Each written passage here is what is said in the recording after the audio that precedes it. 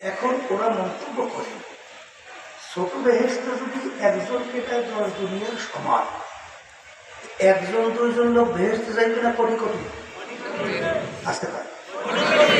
তাই ছোট বেহেশত যদি হয় 10 দুনিয়ার সমান, তাহলে বড় বেহেশত কত বড় তার তো পরিমাণ নাই। তাই কোটি কোটি মানুষ যাবে বেহেশতে, একটা ছোট বেহেশতে একজনকে যদি দেয় 10 দুনিয়ার সমান, এত জায়গা মামলায় পায়।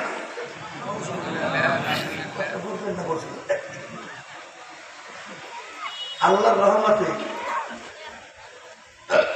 এখন বৈজ্ঞানিকের যুগে, আধুনিক যুগে, আবিষ্কারের যুগে আল্লাহ রাব্বুল আলামিনের জাগার কোনো অভাব নাই।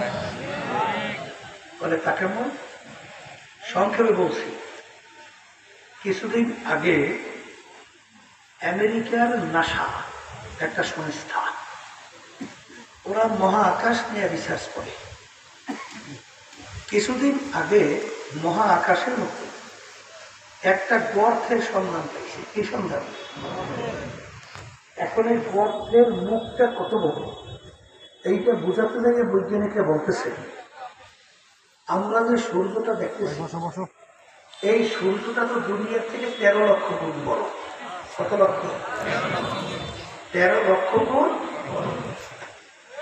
যাদের ব্রেন ভালো আছে, যে পাগল, ওর উপরে কোনো ভালো মন্দ, সওয়াব নেকি, অপরাধ বা শাস্তি, পুরস্কার তিরস্কার কিছু আছে? ওই পাগল, ওর চক্ষু নেই, ওর হাত পাও নাই, হ্যাঁ, ওর অঙ্গ প্রত্যঙ্গ নাই, তাইলে ওর উপরে হিসাব নিকাশ ভালো মন্দ সাজা সাজা কিছু নাই। কারণ ওর ব্রেন ঠিক নেই। তাই ব্রেন ঠিক না থাকার কারণে ওর উপরে কোনো কি নাই, দরপট্টও নাই।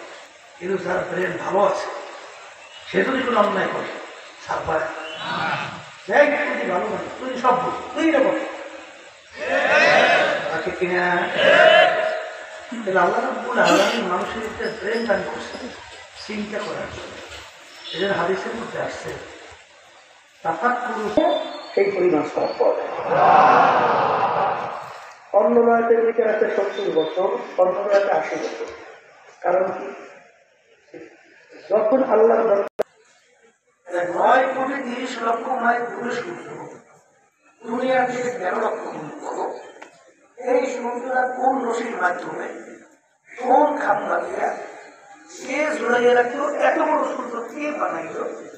আর এই সূর্য 9 কোটি 30 লক্ষ মাইল দূরে থেকে এই দুনিয়ার ভিতরে মাটিকে ভরা জমি